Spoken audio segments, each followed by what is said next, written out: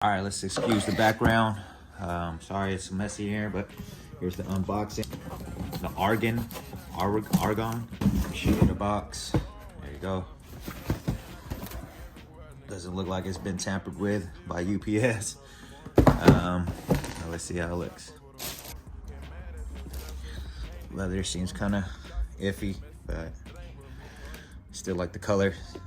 Sole looks nice. The top of it looks pretty solid, but nothing to write home about. In hand, the colors are popping as much as the picture looks.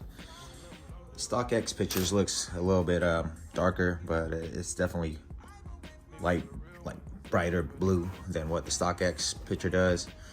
It's close to the resemblance of what the sneaker apps is showing. So anyways, hope you guys got a good look at this. Let me know if you guys want to probably cop this or put it back on the shelf.